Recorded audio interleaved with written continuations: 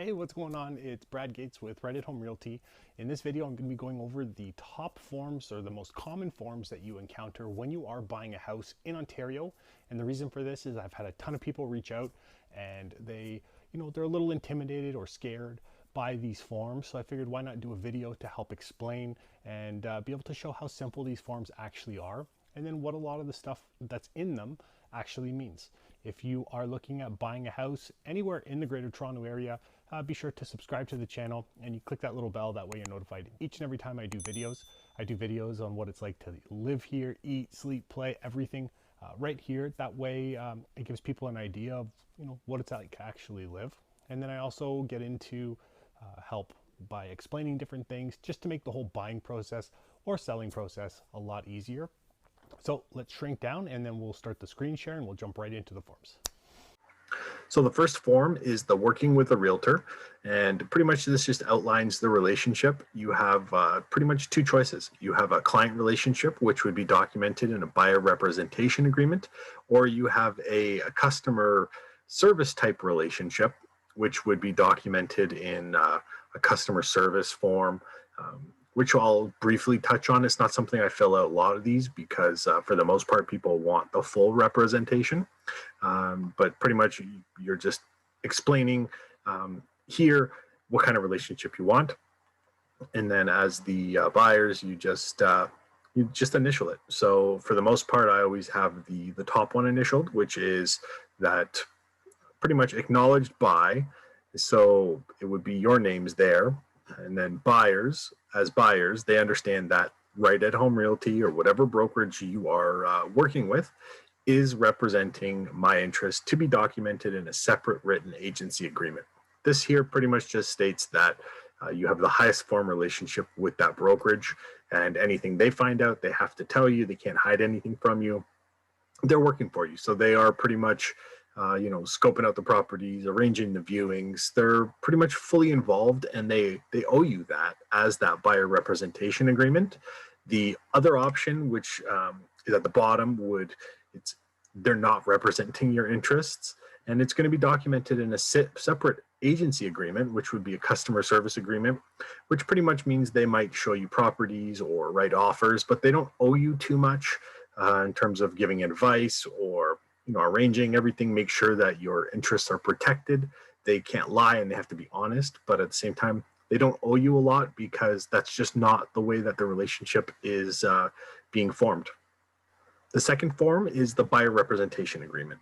So working with the realtor, you select which kind of relationship you want. And then for the most part, if you're the buyer representation agreement, then this is the form that you fill out. It gets filled out between the brokerage and the buyers. And then it has the buyer's information.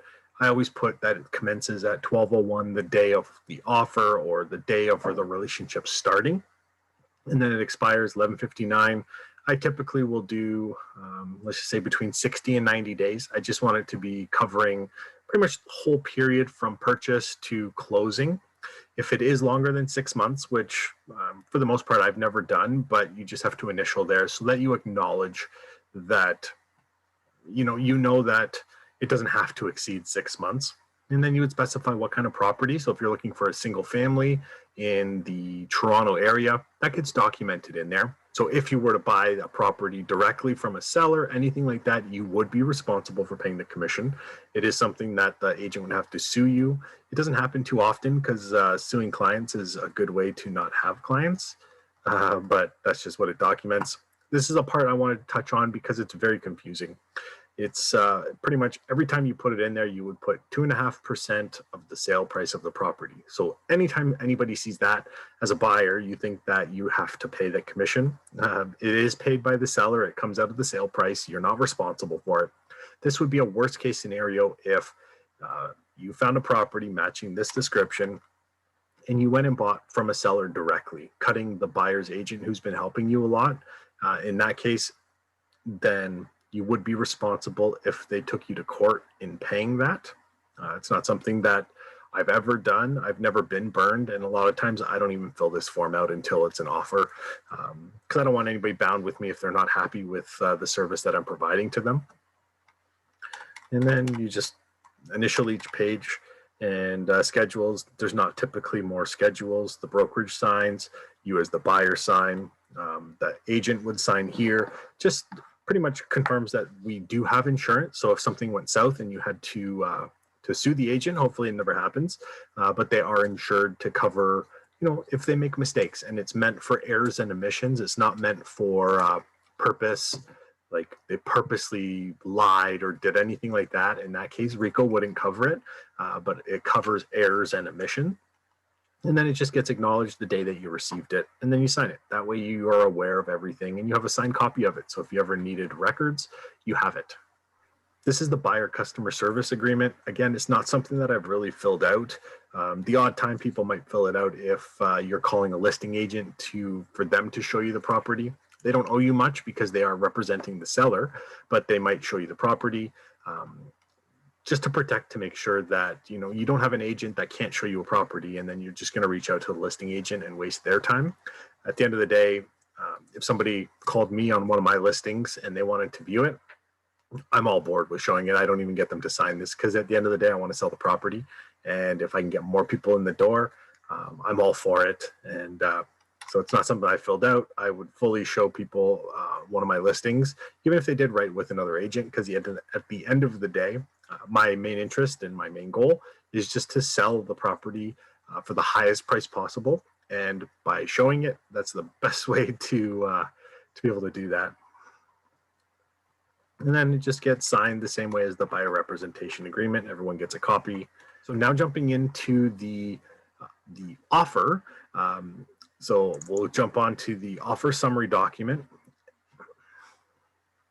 So this was a form that was pretty much created because a few years ago it actually came into play, and it was meant because there was a lot of agents where you'd go show a property and it'd been on the market for 2 months, and then you go to write an offer on that property and then magically somebody else submits an offer as well. So there was a lot of times where agents felt that the listing agents were just had these phantom offers that didn't really exist. So the good thing with this form is it can be proven with all offers that get submitted, because every single offer has to have one of these filled out when it's being submitted, and then it's kept on record. So if for whatever reason, me as a buyer's agent, felt like, that's a little shady that all of a sudden there's these offers, there is ways to be able to request copies of this. And it just confirms that, hey, there was another offer. It was just weird, but there was, where previous to this, there was no way to know for sure. And it's just filled out here, and it just documents pretty much the buyer's names, they sign date, and then how the offer was submitted. It was submitted to the listing brokerage at what time, and then the irrevocable date on it as well. It's a one-way form, so the listing agent does not send this back with your offer. They don't fill in anything like that. It's just a one-way form, so you're filling it out, not expecting to get it signed back. The confirmation of cooperation is what outlines pretty much buyers and sellers, the property, and then who's representing who. So in this case, for the most part, it's the listing brokerage is representing the seller. And so the listing brokerage is not representing or providing customer service to the buyer at all. And then you go down to the cooperating brokerage, and the cooperating brokerage of representation, and then A, which would be the cooperating brokerage, represents the interest of the buyer in this transaction, and then it documents the commission that's being paid. That way you know that the listing brokerage will pay the cooperating brokerage. So it just confirms that you're not responsible for paying any commissions at all. And then it's just sign, date. And for the odd time where it's a multiple representation, which means the brokerage, not necessarily the agent, but the minute the same brokerage is representing both sides, both the buyers and the sellers do need to initial that. That way they're aware of what's going on in the transaction. And just because it's the same brokerage doesn't mean that the two agents know each other. You don't have to worry about that necessarily. It could happen, but for the most part, brokerages are large and they have agents that don't know the other agents. And then you just sign and date, and then that's the confirmation of cooperation. This is the agreement of purchase and sale. So this is the meat and the potatoes of everything. And so it just has the address, you put in the purchase price, and then it writes out what the purchase price. So if it was $1 million, here you'd have the numbers, here you would have the words that explain that. That way there's no room for error and you didn't type in the wrong number, because it's kind of like it's being written out as well. So it just helps with that. And then the deposit would go, how much of a deposit. So if you're putting $20,000, $30,000, $40,000 down, and then who it's payable to. But then up here, you're actually selecting how it's being. So if you put herewith, that means you have the deposit ready to go. And as soon as the offer is accepted, that gets handed over to the listing agent, and then it's kind of like done. Most common is upon acceptance, because right now when you're dealing with multiple offers, although it helps to have the deposit ready to go with the offer, for the most part, if you've been writing offers on 10 properties, to have to get 10 different bank drafts, then that can be a little bit of a headache. So upon acceptance is pretty common.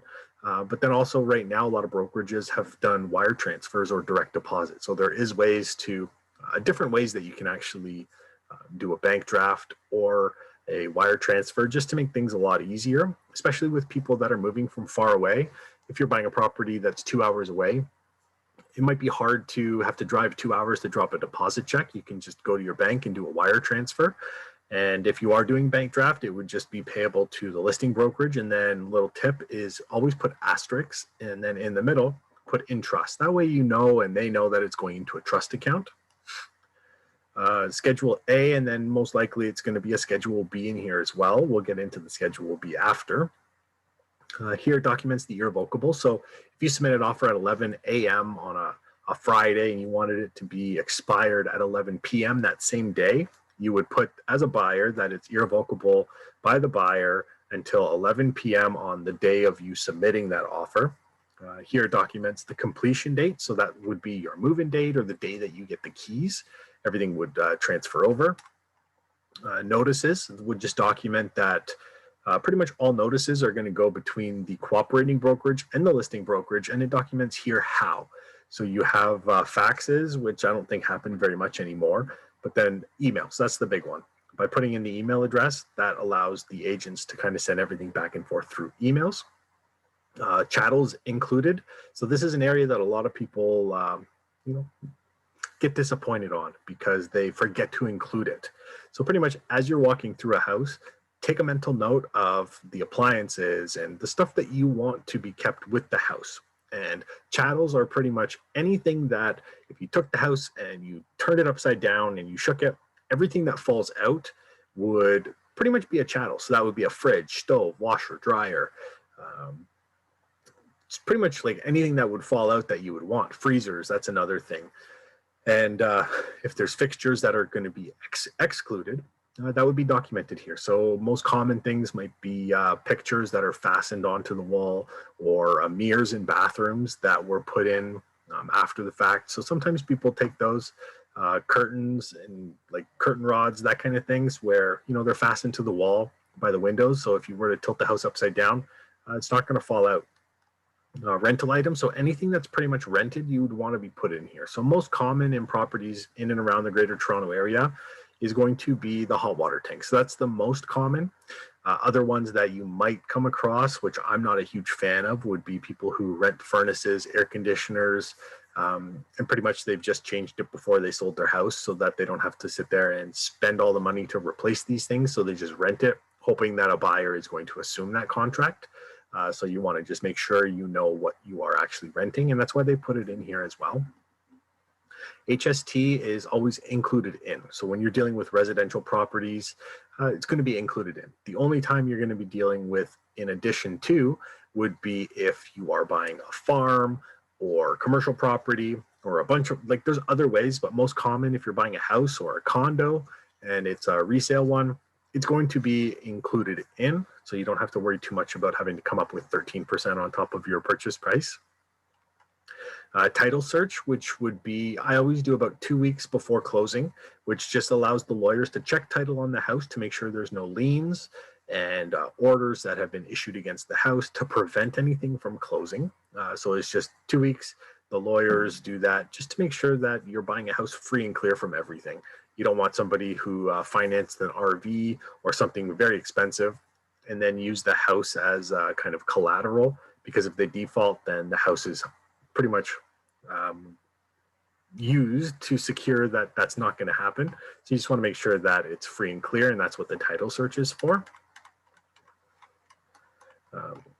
One thing here I'll just point, because this gets asked a lot, People, when they read this, they think that, okay, so the buyer has the option to have a home inspection and they're not going to get one. And then they read the Schedule A and they see that there is a home inspection clause in there. So this just was pretty much put in there so people know that you have the option to do a home inspection. Sometimes, and I haven't encountered this, but it could happen where, let's just say, a realtor doesn't really suggest the fact that, hey, you can do a home inspection.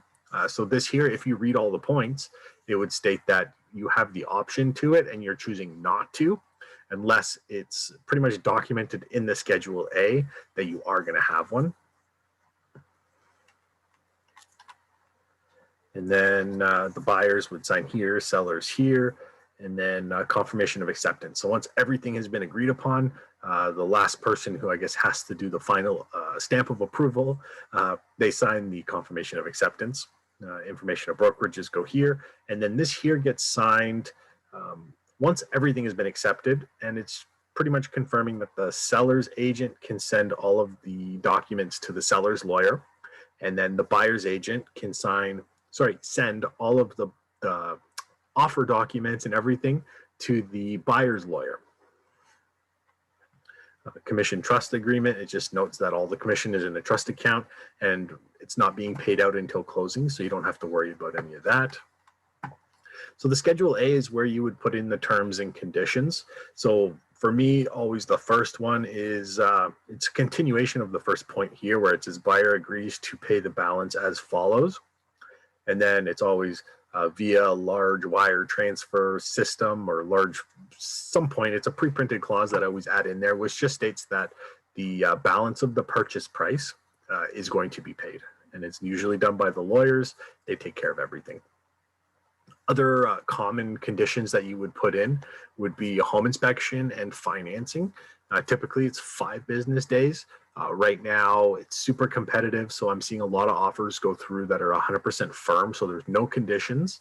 And it's just, when you're competing against 20 other offers on a property, people are not as okay with accepting conditional offers, because if yours falls through, now the house has been on the market for a little bit longer, it's already gone through offers, and it just won't have the same impact of being relisted on the market. And then you'll just have the condition of you want the house clean in a broom swept condition, free and clear of all garbage. You might throw in some buyer visits where, you can visit 1 or 2 times before closing. I always leave 1 visit to the week of. That way you can go in, make sure everything is okay. It is how you bought it. Pretty much all the appliances are there. They're the same. It's just your opportunity to pretty much make sure everything is okay before the official closing happens, because it's always better to confirm everything before all the money's been paid than trying to do it after. And then this here is where you would ask for the survey. So if there's a survey available, then you just want it to be submitted, and that way you have it for when you move into the place. That way, if you ever need a survey, you have one all ready to go. So the Schedule B is what the listing brokerage puts in, which is their terms and conditions, or helps explain things. So the most common thing would be the interest on your deposit. So if you're submitting a $20,000 deposit and you're not closing for 90 days, so that money will accrue interest, and it's going to be done at 1.83% because it's a very low interest bearing trust account. And they're saying that if you want to get that money back, you have to provide your social insurance number along with acknowledging that there's going to be a $50 administration fee to receive that money. So the easiest way to explain that, it is an interest-bearing account that you will not see, because odds are the admin fee of $50 is going to be more than what the interest would be on your deposit. Other things that has been added since COVID was the whole, if the buyers and sellers are unable to close because of an issue at the land registry office, the closing day will be pushed to the soonest possible date that it can actually be closed. And then it's just explaining who the seller and the buyer and how it can be the landlord or the leasee, and everything is okay with electronic signature. So that was a big thing where now a lot of these offers are done electronically, which makes things a ton of more easier, and it's more instantaneous, and it saves a lot of driving back and forth. One thing I will point out is there's some brokerages that they sneak something into their Schedule B that I just want everybody to be aware of, because If you miss it, you're on the hook for any rental contracts. So let me just pull up that clause. So it's this one here, and it's pretty much that the buyer acknowledges that if there is an existing hot water tank, water treatment system, furnace, alarm system, and or propane tank, that they may be subject to a rental agreement, lease agreement, or conditional sales contract. The buyer acknowledges that upon closing, and therefore the buyer shall be solely responsible for all future costs and other obligations. In the event of the obligations under any agreement are not effectively assumed and or transferred to the buyer on closing, the buyer agrees to indemnify the seller in respect to all such obligations. So reimburse the seller for any payment or payments made by the seller after closing. So the reason I don't like this little clause that gets snuck in there, and why I scratch it out every single time, is because if this gets put through and you don't catch it, then you could potentially be on the hook for any rental contracts associated with that house. And that can be $200-300 a month in rental contracts, where most common you're going to be renting your hot water tank, which would be between $20 and $40. That's not a big deal. But renting everything, I don't know, that's not something that I liked. And sometimes the buyouts on these, or to get out of these contracts, are like 18 to 20,000.